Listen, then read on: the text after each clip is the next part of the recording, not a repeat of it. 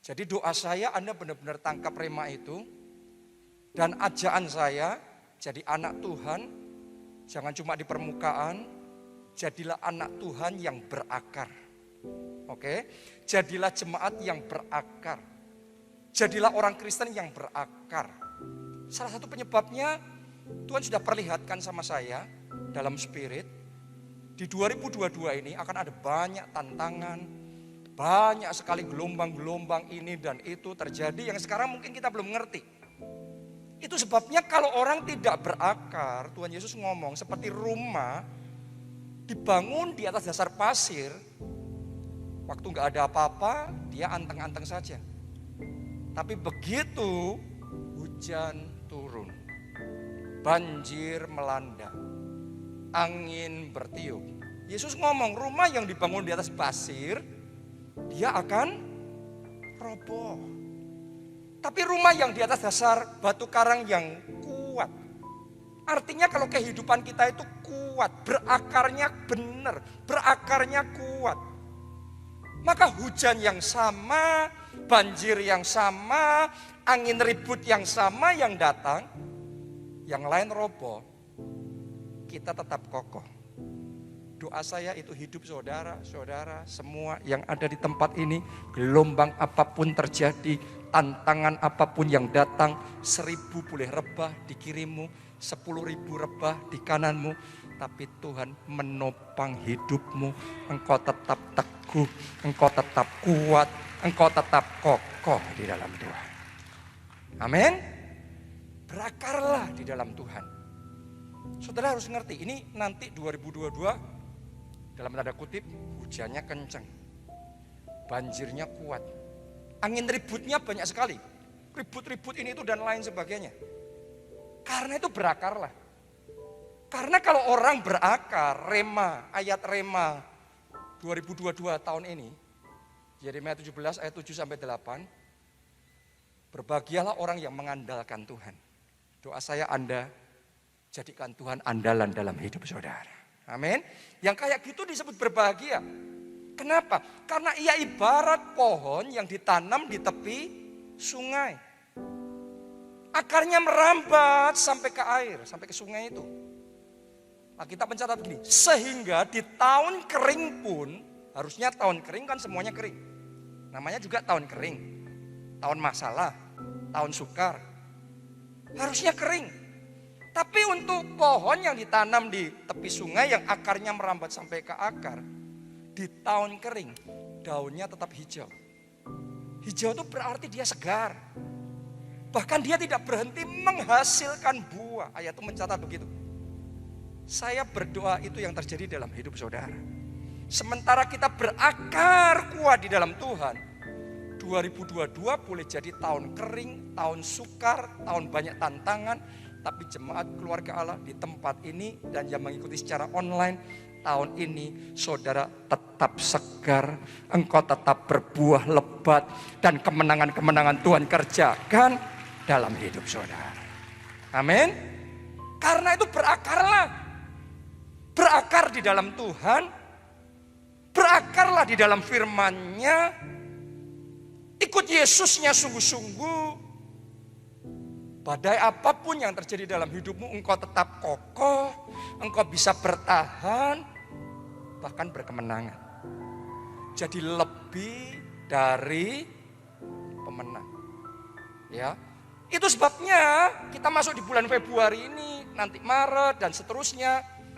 Ingat baik-baik apa yang saya sampaikan hari ini. Kalau banyak angin ribut-ributnya, kalau banyak nanti hujannya, masalah banyak sekali, badainya, gelombangnya, banjirnya mengerikan sekali. Saudara sudah dengar pesan Tuhan disampaikan di gereja kita sepanjang Januari kemarin. Berakar yang kuat. Berakar yang kuat, karena yang berakar tahun ini akan tetap berbuah. Yang lainnya kering, tapi kita mekar, kita bertumbuh, kita berkembang, dan Tuhan bawa kita mengalami terobosan besar. Ayo tepuk tangannya sekali lagi yang paling meriah buat Tuhan. Haleluya. Nah jadi hari ini kita akan masuk di dalam satu seri firman Tuhan baru.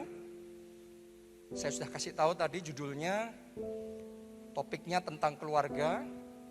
Dan judulnya adalah akar kebahagiaan dalam keluarga. Selama sebulan ini kita akan bicara tentang hal itu. Ya, jadi kalau di Februari, kalau di Jogja saya ngelihat masih anteng-anteng. Tapi kalau di Jakarta, grafik coronanya sudah mengamuk. Ya, terus kemudian ribut-ributnya sudah mulai banyak. Di bulan Februari ini, saudara banyak fokus sama keluarga. Bangun akar keluarga yang benar. Sehingga di tahun ini apapun yang terjadi, keluargamu gak roboh. Pernikahanmu gak roboh. Doa saya tahun ini, keluargamu kokoh. Bahkan melalui firman Tuhan ini, pemulihan terjadi. Oke, jadi mari kita bangun akar yang benar di dalam kehidupan keluarga kita. Sebulan ini kita akan belajar tentang itu. Hari ini bagian pertama dulu saya mau bicara tentang happy marriage. Pernikahan yang bahagia. Tahukah saudara, desain awalnya Tuhan menciptakan yang namanya pernikahan adalah supaya kita punya pernikahan yang bahagia.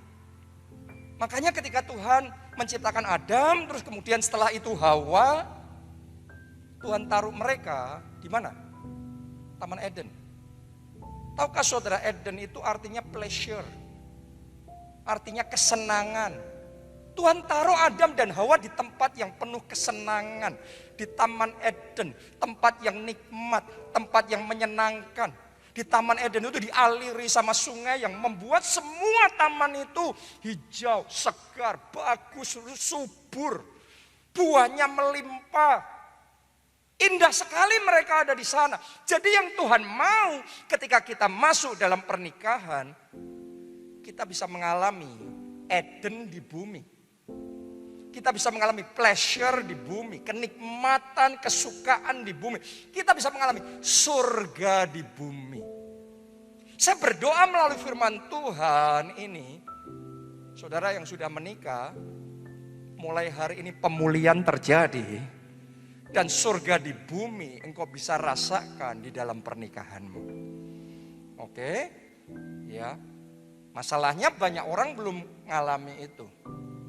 Saya tahu banyak orang yang menikah bukan ngalami surga di bumi, sebaliknya neraka di bumi isinya masalah, isinya bertengkar, isinya sakit hati, stres, depresi. Tapi saya percaya kalau firman Tuhan disampaikan tidak pernah kebetulan. Tuhan punya rencana. Buat Anda yang mengalami pergumulan di dalam pernikahan saudara, ayo kita baca 1 Korintus 10 ayatnya yang ke-13. Pencobaan-pencobaan yang kamu alami ialah apa? Ialah apa? Pencobaan biasa. Alkitab yang ngomong. Mungkin yang Anda rasakan masalahmu luar biasa. Urusan dalam pernikahanmu luar biasa. Tapi hari ini mari kita luruskan pikiran, mari kita luruskan hati kita. Karena Alkitab yang ngomong pencobaan yang kamu alami ialah pencobaan biasa. Boleh ngomong amin saudaraku.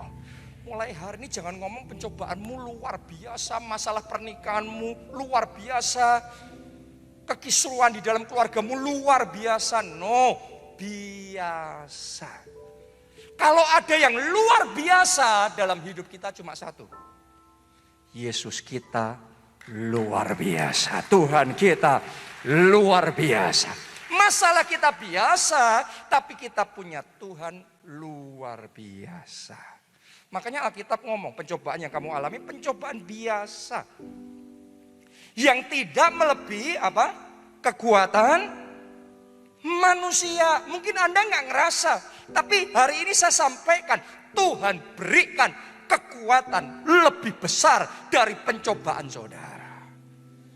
Jadi buat Anda yang merasa sudah gak kuat lagi, rasanya mau putus asa, gak mau bertahan lagi dalam pernikahan itu, mau putus saja, mau berhenti saja. Saya mau ngomong sama saudara, hari ini terima kekuatan yang dari Tuhan. Karena kekuatan yang Dia berikan lebih dari pencobaan kita.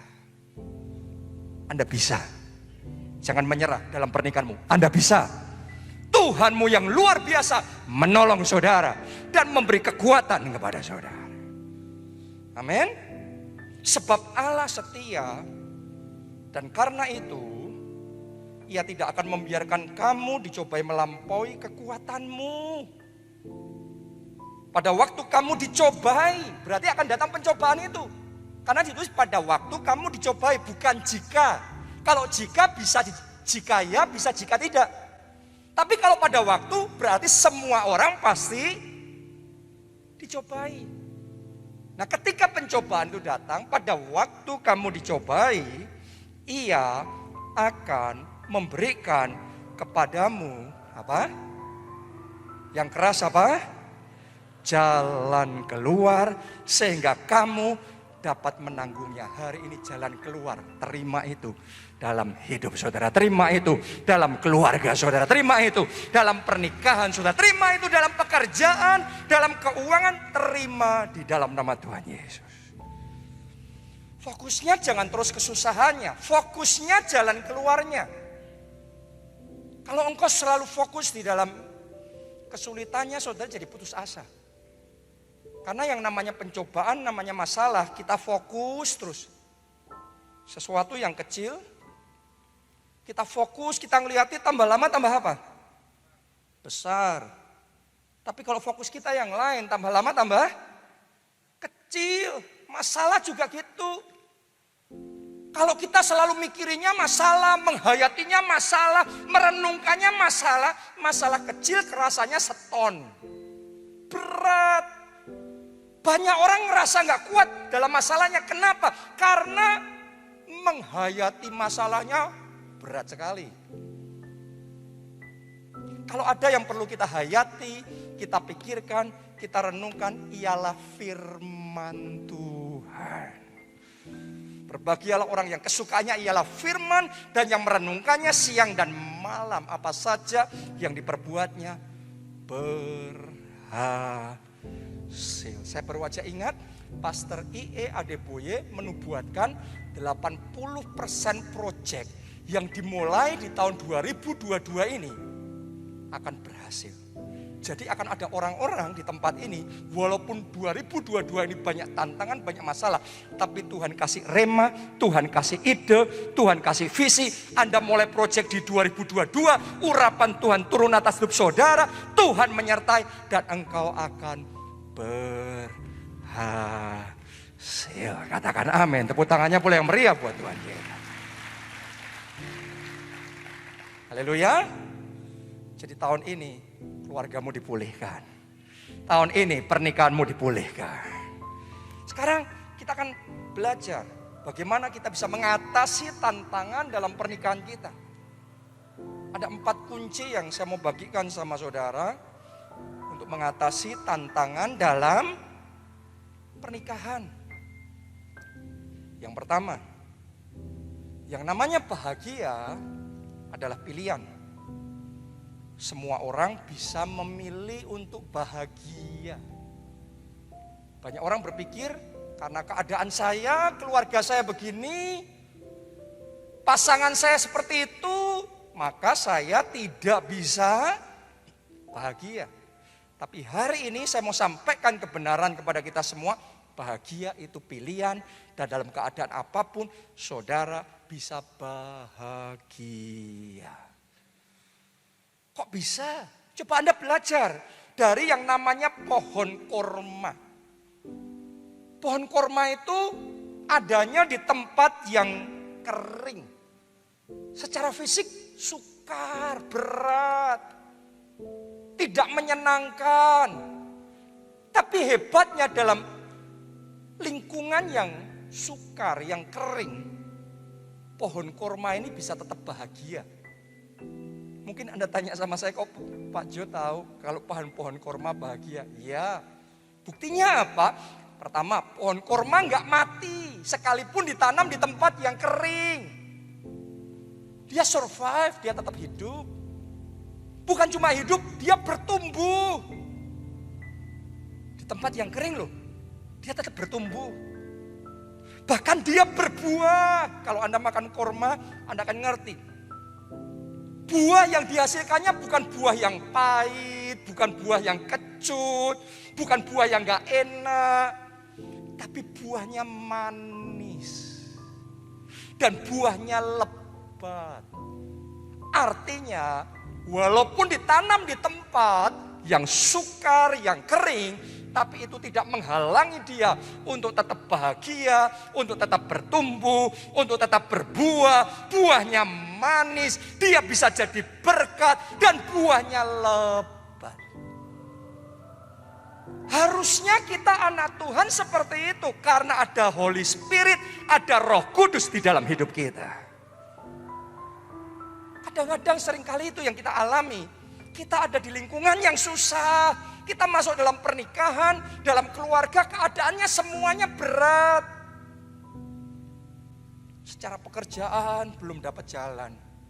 Secara keuangan salah ambil keputusan, terjadi kerugian, ngalami kemunduran, ngalami kegagalan, ada belenggu hutang yang jadi beban buat keluarga saudara, dan itu semua jadi pressure yang berat dalam hidup saudara, seolah-olah kering. Ada lagi pernikahan-pernikahan suami istri yang nggak didukung sama keluarga besarnya, nggak didukung sama orang tuanya, dimusuhi, disalahpahami oleh keluarganya. Susah, keadaannya susah. Ngalami masalah ini, masalah itu, kayaknya dalam hidupnya nggak habis-habis masalahnya. Saya mau ngomong begini sama saudara, kalau itu yang engkau alami, saya berdoa kalau Tuhan bisa menolong pohon korma di lingkungan kering tetap berbuah. Tahun ini engkau tetap berbuah. Tahun ini engkau tetap bertumbuh. Tahun ini engkau tetap segar. Tahun ini engkau tetap jadi berkat. Tahun ini engkau tetap menikmati sukacita dan kebahagiaan di dalam pernikahan saudara. Amin. Haleluya. Jadi sadari, kebahagiaan itu pilihan. Hari ini ambil keputusan mulai bahagia. Kuncinya apa? Dekat sama Tuhan.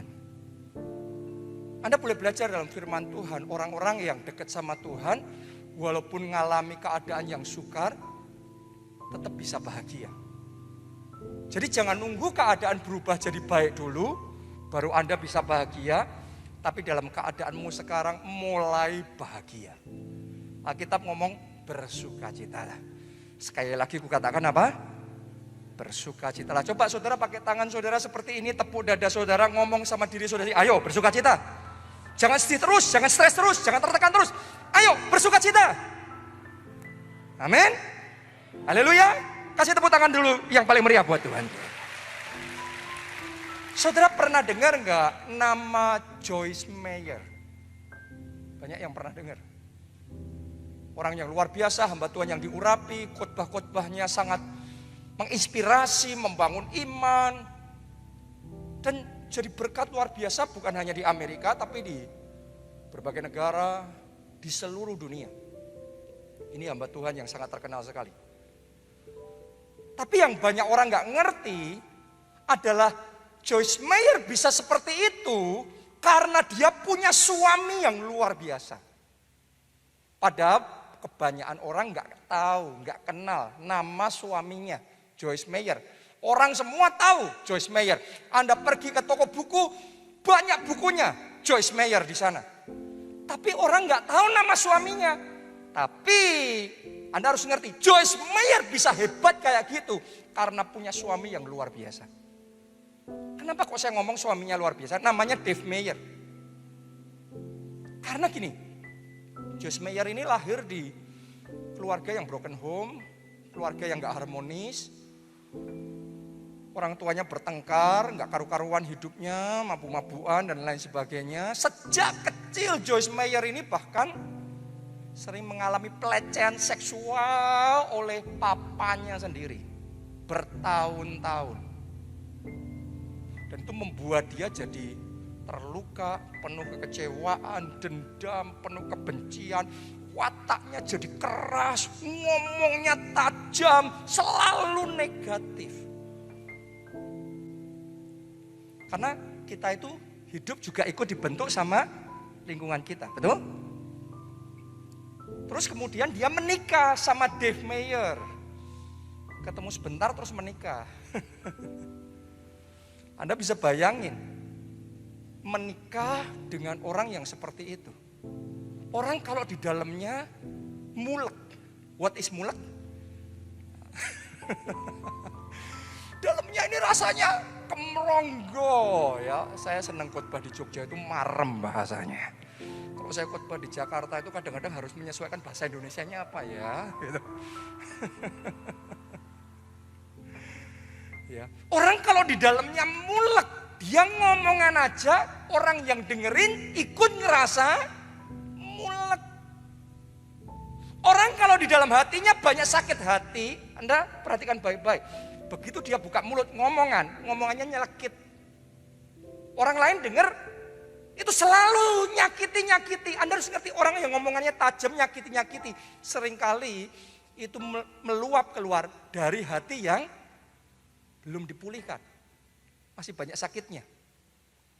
Orang yang wataknya keras, kalau ngomongan selalu keras.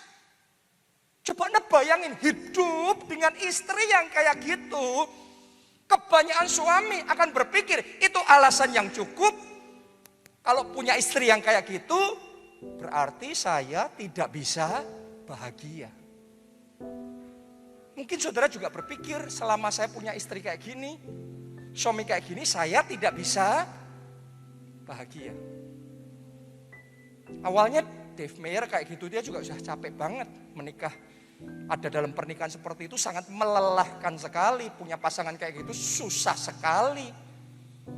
Tapi Joyce Meyer juga susah disalahin. Orang jadi kayak gitu karena di masa lalunya juga dia susah sekali. Masa lalunya. Sampai Dave Meyer belajar.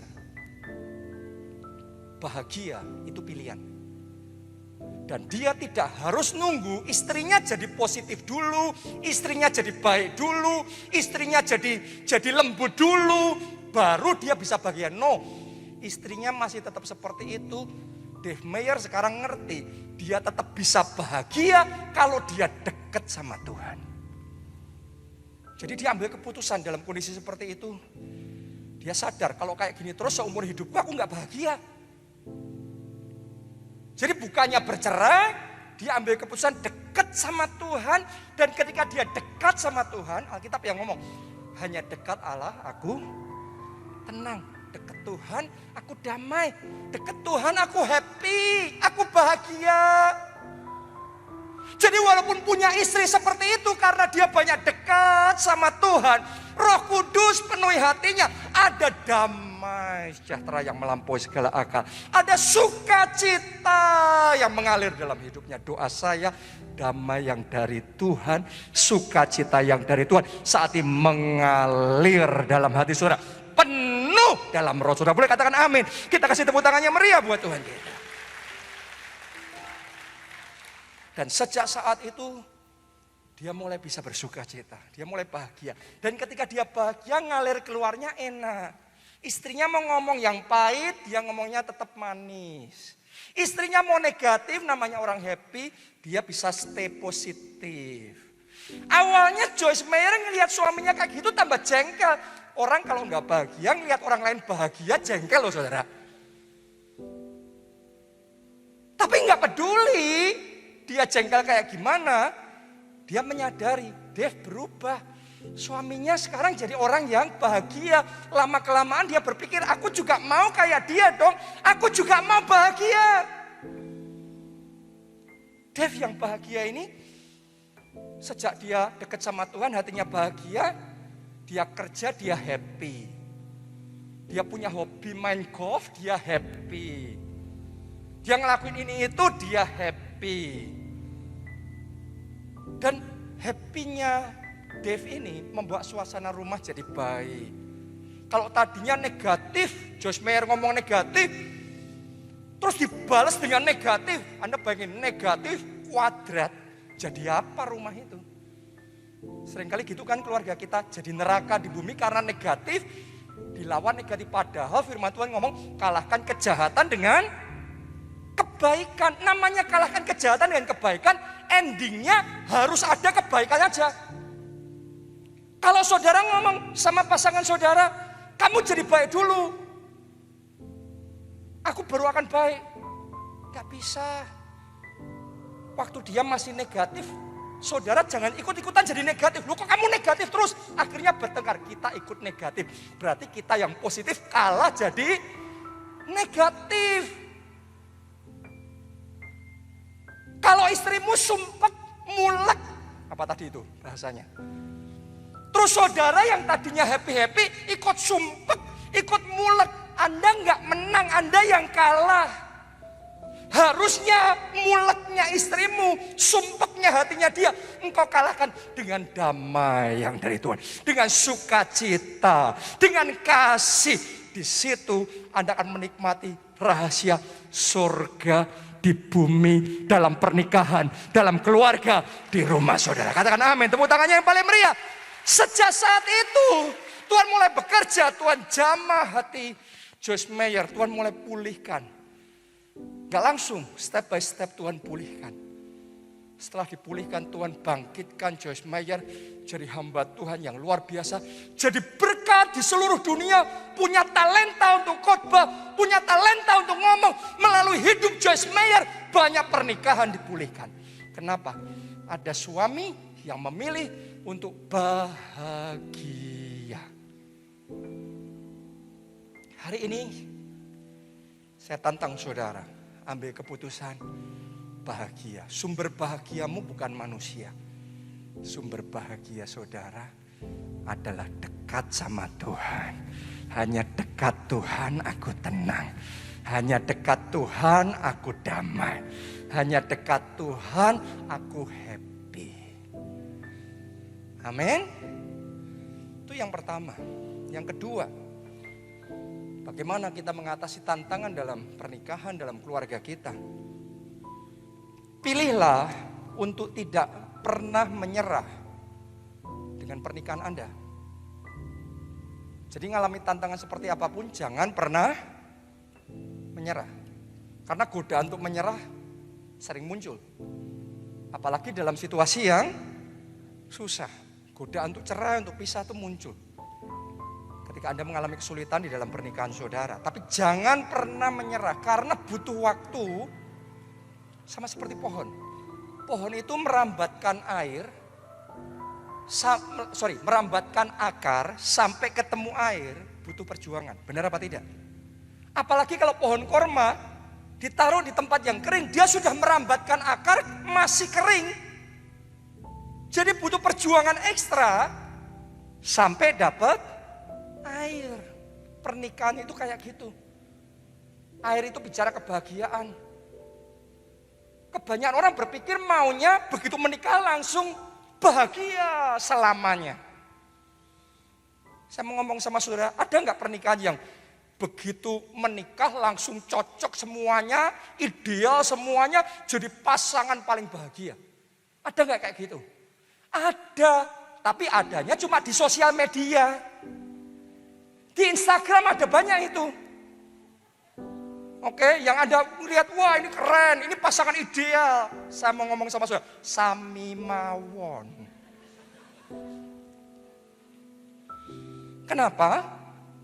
Karena saya tahu persis orang-orang yang kayaknya begitu indah di sosial media.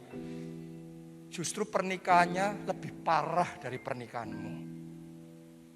Cuma image-nya aja yang kayaknya mentereng. Itu bisa disetting, foto bisa disetting. Image bisa di-setel. Bisa dipersepsikan. Tapi bicara balik realitas dalam pernikahannya sama aja ngalami pergumulan.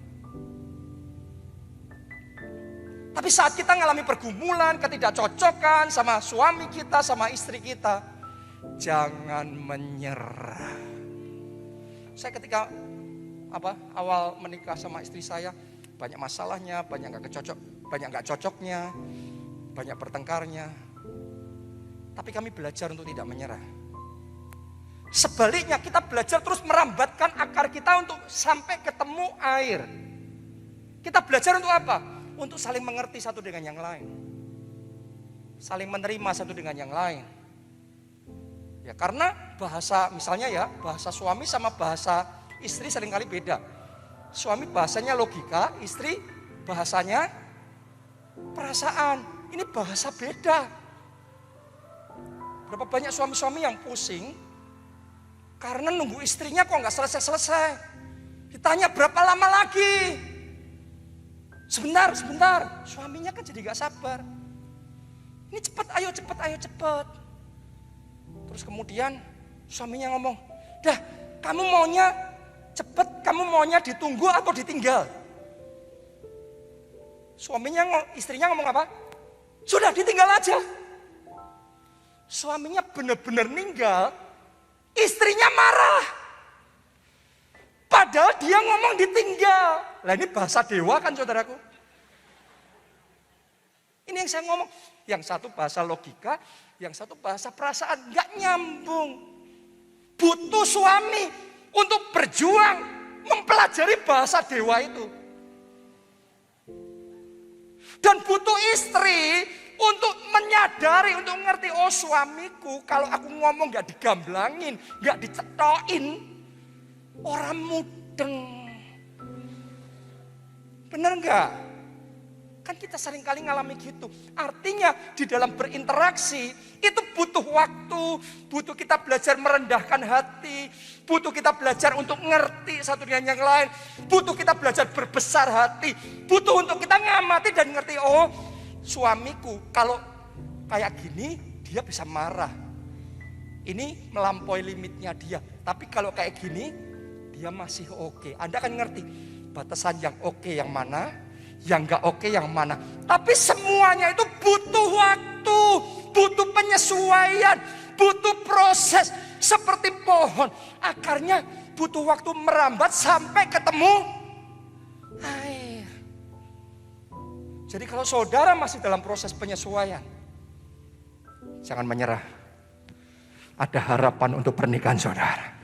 Saya sudah melihat orang-orang suami istri yang tidak menyerah walaupun awalnya penuh tantangan, akhirnya menikmati Eden di bumi, surga di bumi. Doa saya terjadilah. Katakan amin, tepuk tangannya yang meriah buat Tuhan kita.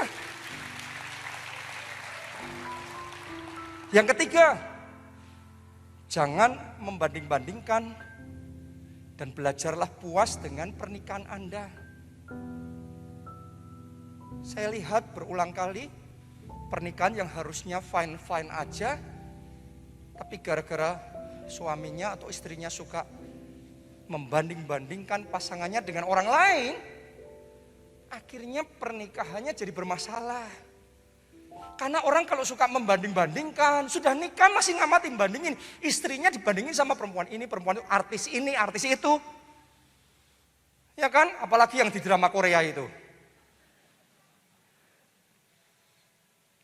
Akhirnya kita nggak puas sama pasangan kita sendiri. Dan kita selalu melihat rumput tetangga lebih hijau.